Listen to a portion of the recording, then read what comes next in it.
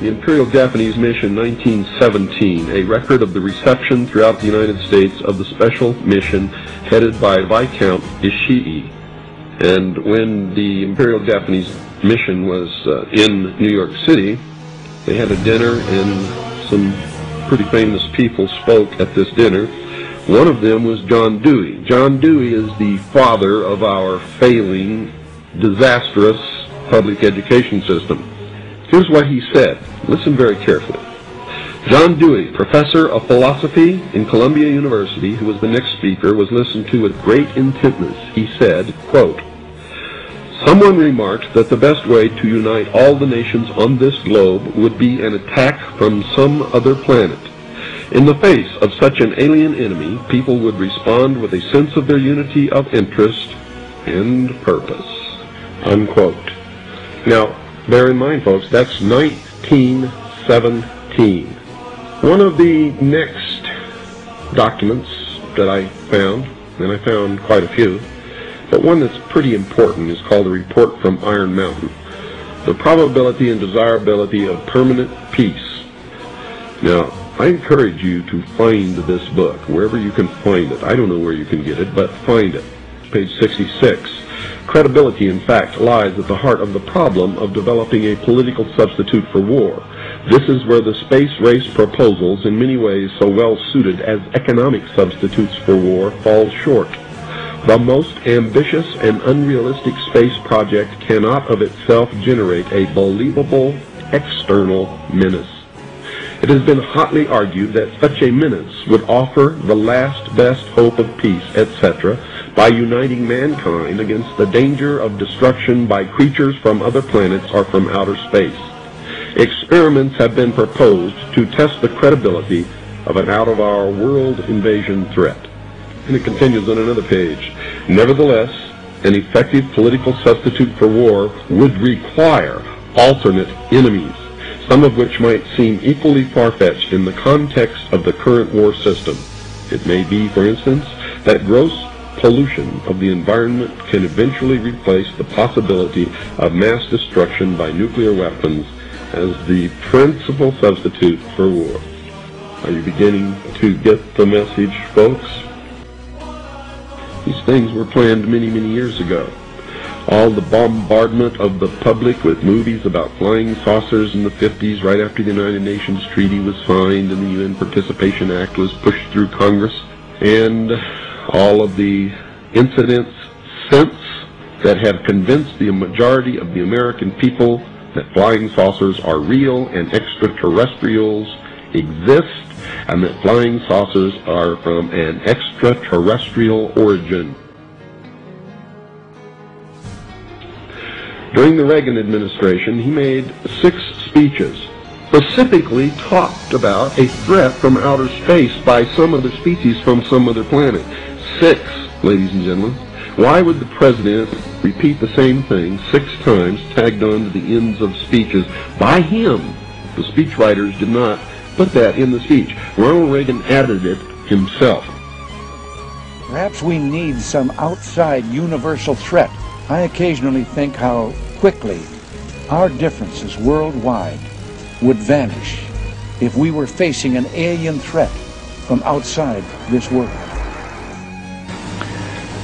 I couldn't help at one point in my discussions privately with General Secretary Gorbachev, when you stop to think that we're all God's children wherever we may live in the world, I couldn't help but say to him, just think how easy his task and mine might be in these meetings that we held if suddenly there was a threat to this world from some other species, from another planet, outside in the universe. We'd forget all of the local differences that we have between our countries, and we would find out once and for all that we really are all human beings here on this earth together. Even that does not describe why the world has changed so much and why the world has turned so much toward a new world order and a new kind of civilization.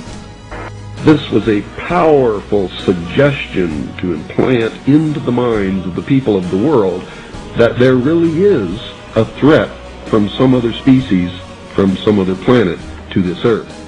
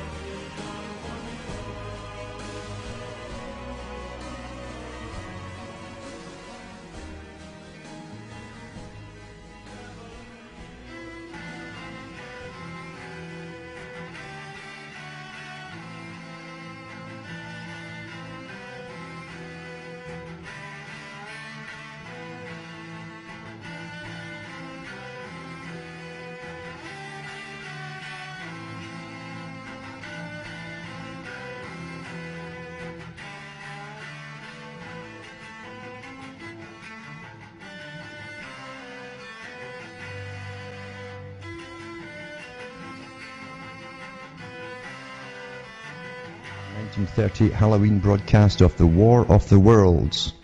That's where they used Orson Welles to narrate it over the radio to make it sound like it was actually happening, and they panicked lots of people. It says they found that the estimated 6 million people who heard this broadcast, 25% thought it was real. Most of the people who panicked did not think it was an invasion from Mars that was occurring, but rather an invasion by the Germans. They're trying to see how well their propaganda worked, hyping up the public, you see. It was later determined that because the radio broadcasts from the Munich crisis earlier in the year, the masses were more prone to this. It was called Radio Project. As is, the Radio Project was a social research project funded by, guess who again? The Rockefeller Foundation, to look into the effects of mass media on society. In 1937, the Rockefeller Foundation started funding research to find the effects of new forms of mass media on society, especially radio. Several universities joined up, and a headquarters was formed at the School of Public and International Affairs at Princeton University. That was also part of the psychology department. The following people were involved, and here's the old names again. Paul Lazarus, director of the Radio Project. Theodore Adorno. These guys all had it was actually OSS clearance, by the way. Theodore Adorno, a massive player in all of this. He ended up running a big part of the culture industry, designing, along with Bertrand Russell and the Macy Group, the kind of culture they'd bring in the 50s and in the 60s. In fact, he owned a lot of the rights of various groups for their music, and it's often said that he wrote a lot of it. Anyway, it says here, Theodore Adorno, who was chief of the music division. Handley Cantrell, a psychologist at Princeton University's Department of Psychology. Gordon Allport, another of Lazarfield's assistants, went on to be the Tavistock Institute's leading representative in the United States. Frank Stanton, researcher from CBS, sent to help the project, went on to become president of CBS.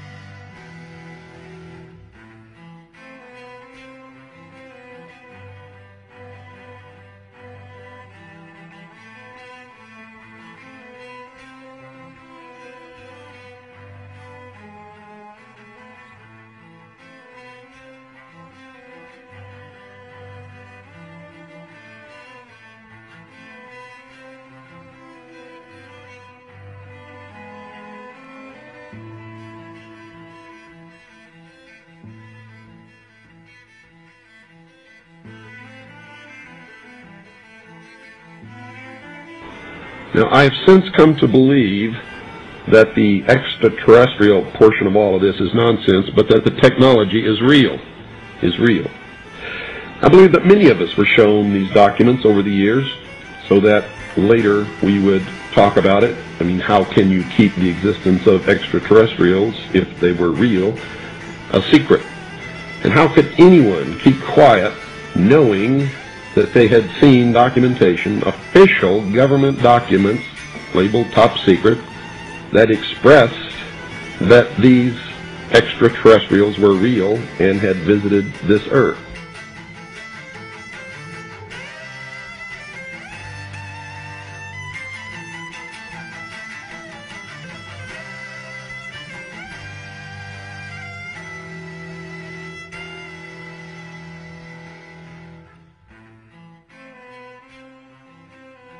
But the Allies did capture one man who knew all about this place, and he wasn't a token find. His name was SS General Jakob Sporenberg, and he was in charge of the technical program at the mine.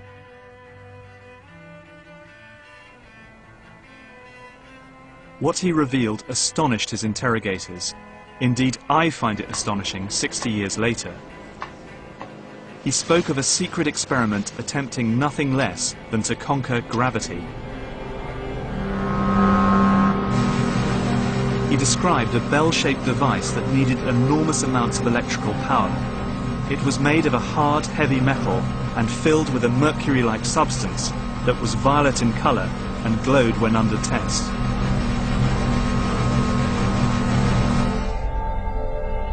People who worked on the bell suffered from sleep problems and severe vertigo. 5 of the 7 scientists died while working on the project.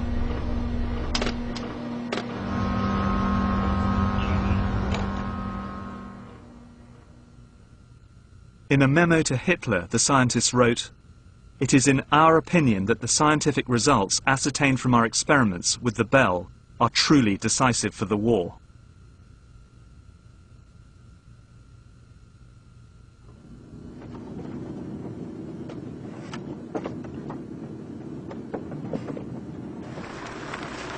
Experiments with the bell happened deep underground in the mine, but directly above it, on the surface, was this strange structure.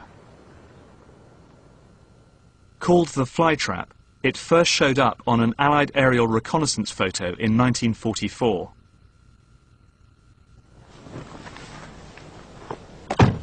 Igor Witkowski believes that the Flytrap was a test rig for advanced propulsion technology. In other words, flying saucers. There is a extremely strong and thick steel reinforcement of the pillars, which means that it was to withstand some great forces working on it. How did it work? We don't know exactly, but we do know from Sporenberg's evidence that the bell was a revolutionary device, and the Flytrap, designed as its test rig, was fed with underground cables running to the heart of the structure. So the cabling led down here, Right or away rather from the power station over there. Yes, up to the Flytrap. Right. It was Well, they're actually virtually filled with high voltage Yeah. cables, as thick as an arm. Right. You know, that thickness. I have photographs of them, and that's just another strange fact that point out to such a possibility that it would have been used for some experimental purposes. I mean, they're actually pretty sizable. It's kind of like 1.5 meters of Yeah. Pretty- concrete-lined ducting going here. Yes, exactly. Pretty solid. So it all adds up to, I mean, pretty strong evidence that the power station over there was feeding this tremendous amount of power to the facility, the Flytrap over there. Just there, exactly. Yeah, yeah. In a way, very strong. What Witkowski has uncovered is interesting. I've spent a long time researching the quest to produce anti-gravity technology, the holy grail of aerospace design. Is it possible that the UFO sightings over Nazi Germany were related to this quest?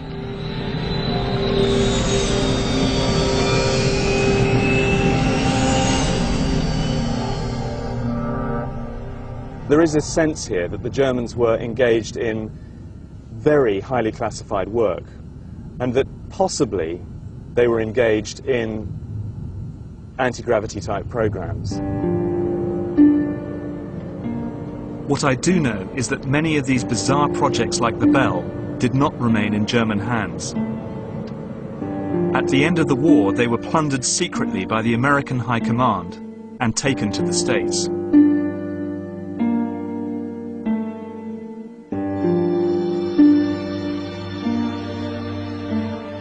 The speculation about Foo Fighters was about to be overshadowed by one of the most sensational UFO sightings of all, the 1947 incident at Roswell in New Mexico. The real UFOs begins in Nazi Germany. As victory in the Second World War was slipping from their grasp, German scientists were trying to perfect weapons that might turn the war in Hitler's favor. One of these was Victor Schauberger, an inventor who had produced models for a flying saucer. It had met the promise of a flying machine that could maneuver like a helicopter, but travel at supersonic speed undetected by the enemy. Schauberger's craft utilized a tornado-like vortex, which produced magnetic effects causing levitation. Victor was recognized by the German government, actually met with Hitler, and later was inducted into the SS and put to work further developing this flying saucer concept. He worked alongside a group of brilliant German engineers, including Rudolf Schriever, Andreas Epp, and Dr. Richard Miete. All produced highly advanced designs. The Germans actually had 3 separate developmental areas for flying saucers, one at Peenemünde, one at Breslau, and the other at Prague. At all these 3 facilities, flying saucers flew. The Germans had, in fact, gone far enough into development and testing that aircraft were in the air. And one company, Messerschmitt, had flown a complete saucer-shaped aircraft. These pictures of the early prototypes resemble photographs of UFOs that would emerge in the coming decades. But this was not the world of science fiction. These were highly advanced UFOs. For the German military, this lethal weaponry was being developed to win the war. At their deadly weapons research facilities, scientists were working on a new generation of weapons. And alongside the rockets and missiles, real UFOs were a crucial part of that program. One of the incredible things that happened during the Second World War was the amount of technology that German scientists were turning out that was devoted to a war effort. And that included rocketry, it included the jet engines, but it also included some remarkable work in terms of flying saucer craft. But time was running out for Hitler and his scientists. On all fronts, the Allies were breaking through.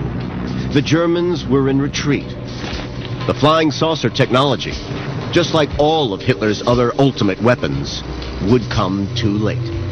Even right to the very end of the war, it seems they really believed that these super weapons, these super delivery systems, were going to be able to at least stall the Allies and they were going to be able to arrive at some sort of political settlement of the war.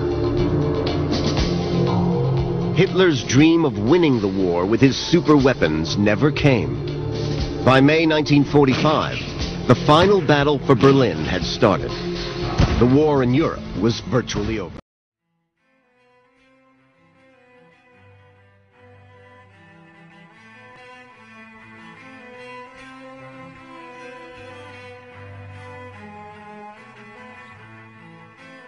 On the morning of May 7, 1945, Germany surrendered, effectively ending World War II in Europe. During the war, Germany had developed many advanced technologies, including the V-1 flying bomb, the V-2 rocket, and the Messerschmitt 262 jet fighter. These advancements were kept highly secret, but now that Germany had fallen, they were up for grabs. Germany had already been split into 3 zones of post-war control during the Yalta Conference a couple months before the war ended. This meant that American, English, and Soviet intelligence teams were racing to retrieve as much precious equipment as they could before the division took place. Though America was trying to recover equipment and weapons, the most important of all were the Nazi scientists. The Joint Intelligence Objectives Agency, JIOA for short, was directly responsible for Operation Paperclip, a campaign to get these scientists away from the Soviets so they could work for us in the looming Cold War. However, in order to gain the upper hand, war criminals were never tried, but instead swiftly integrated into the newly formed military-industrial complex. And some of these scientists were even tried and found guilty, but were still brought to the U.S. By accepting these people into the country, the United States government willingly chose a policy of technology over justice. In June of 1944, the Allied forces commenced an attack on German-occupied France. As American troops pushed back the German lines, small groups of intelligence officers, known as T-forces, followed. The T-forces' objective was to gather up German technology, research materials, and technicians, and bring them back for evaluation. It soon became apparent, however, that in order to completely understand this new technology, the brains that developed it would be needed as well. But the president, not wanting war criminals working in the U.S., flatly refused to sign any papers that would allow such operations. Fearing that without these scientists, the U.S. would be fatally crippled in the upcoming conflict with Russia, the Joint Chiefs of Staff overlooked FDR's refusal, and Operation Overcast was underway. This might have eventually become a problem had it not been for FDR's death on April 12, 1945. Truman was now in control of the White House, and, taken completely by surprise, and not having been briefed about the growing problems with Soviet Russia during his few weeks as vice president, was in no position to seize the reins of government. The Joint Chiefs of Staff decided to ask the newly appointed President Truman to expand Operation Overcast. He consented, and in August 1945, President Truman authorized Operation Paperclip. The Joint Intelligence Committee, which was the intelligence branch for the Joint Chiefs of Staff, set up its own subcommittee, the JIOA, created for the sole purpose of directing Operation Paperclip, with the exploitation branch under Army Intelligence of the War Department General Staff in charge of the physical execution of the project. Through this tangled web of sister agencies and subcommittees, the government was able to effectively hide, twist, and erase many parts of these Nazi scientists' pasts. So, though President Truman had expressed his concerns of having Nazis work in the U.S., much as President Roosevelt did, there was no way he would be able to verify anything these agencies did. The hunt for Nazi scientists now had official sanction. In all, 1,600 Nazi scientists were brought to the U.S. Each of the scientists had something to contribute to their respective fields. But how does one weigh the benefits? These people were once Nazis, which must somehow have carried over to their work later on in life. Some of them were even convicted war criminals.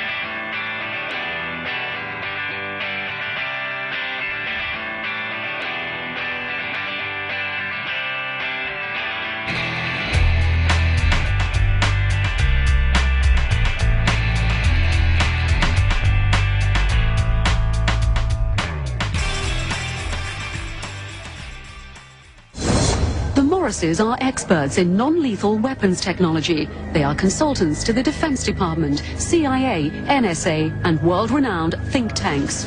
The technology necessary to project three-dimensional images to a point in space requires no new breakthroughs in science. We have the technology now overall, the non-lethal weapons development program is aimed at giving our military options between talking and shooting. Specific system development, we really can't talk about. But the Morrises did talk in general about secret military experiments with lifelike 3D projections in the sky called holograms. Holograms on a battlefield would be to divert the attention of the enemy, to deliver propaganda or something very frightening to make the enemy run away if you think that he will believe that what you're sending is really an angel, a devil, a UFO. And where could this type of weaponry be tested? Perhaps not coincidentally, along the US-Mexico border at the Army's electronic proving ground in Fort Huachuca, Arizona. Keep in mind that test facilities like Fort Huachuca in Arizona are electrical optical test beds, and part of what they're testing are the effects of these electro-optical devices on a target population. And the target population may be us. America has to test American equipment in America.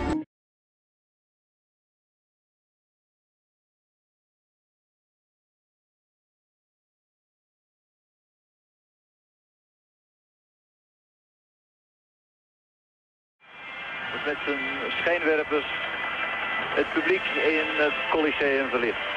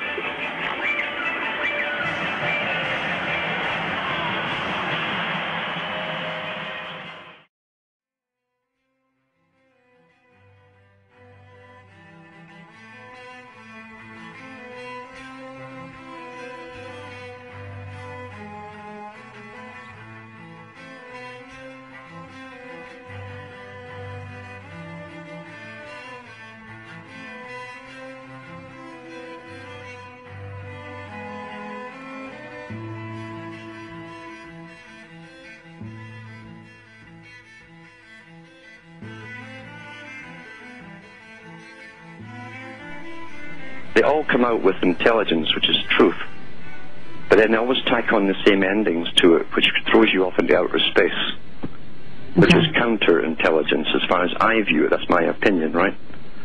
And when people want to find truth, you must be very careful what you let into, because you are the guard of your own mind.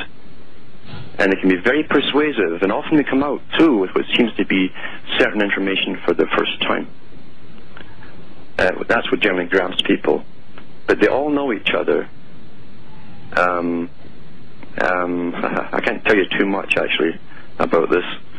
But, I mean, I've had offers to go along with certain things where I'd be heavily financed, guaranteed best-selling books and so on, if I would just go along with the usual conspiracy stuff and bring in the alien agenda at the end. And I've refused it. I see. Okay. So what you're saying is that what you're saying in several cases is not what people really want to hear. Do people want to hear the truth or not? The real truth? They'll want to hear it, but you have professional people out there that can start off the right way, which I see is intelligence.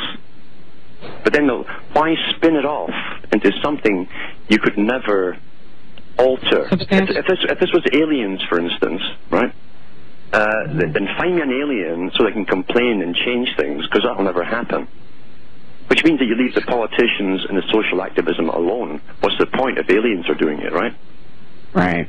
And it's the same thing. If it's written in the stars, then it's predictive programming. It's fate. There's nothing you can do.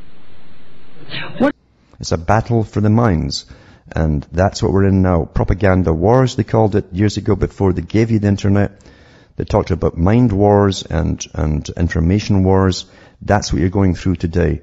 And they didn't sit back waiting for its opposition. They made sure they already had the group set up who would go into action, unfortunately sometimes even on behalf of patriots in the early days. And folk did come out of nowhere and suddenly, and they would hang an audience for a while. They'd carry them. And then maybe once you're hooked on them, in would come the aliens, in would come all the weird stuff until it got too bizarre. And that's how they do it. It's they got all money. Understand at the top there, the funding for intelligence agencies, and especially counterintelligence. Counterintelligence is something put out to counter real intelligence, real facts. And so the guys who put out there in the field will come out with the real facts until they have the audience, and then they sway them off in 180 degrees. And the rest just follow along because now they're used to the leader that they've decided to follow. I have always told people, don't follow leaders. And when you smell something coming in, it's up to you, but turn away. I do. I've always done that. When someone takes the wrong track, I know something's going on. And you stop viewing or listening or whatever. You have to do it that way. You have to think for yourself and stop being followers. You have to think for yourself.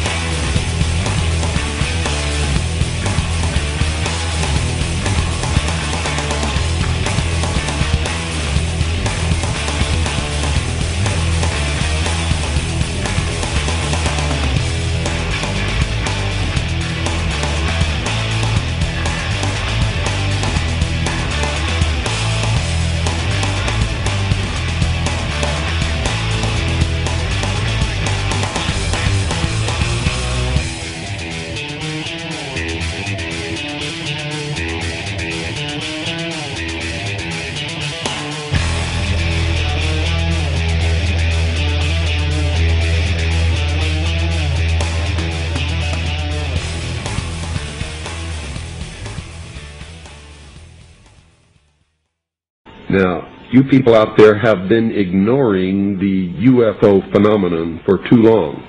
It has all the earmarks of the most successful, most sophisticated mind control operation in the history of the world, and you are ignoring it. What better way to implement a plan to bring about a one-world government than to create the possibility in the minds of the people of the world that we are being threatened from some other species, from some other planet, and do it in a way that if anybody questions it or challenged it or wants to talk about it publicly, that they are ridiculed. And the ultimate goal is to make the earth look very small, to present the people of the world with an external threat to this earth, a superior race from some other planet, vastly superior to us in intellect, philosophy, and technology, in order to cause the dissolution of nation-states, the dissolution of all existing religions, and the formation of the world totalitarian socialist government.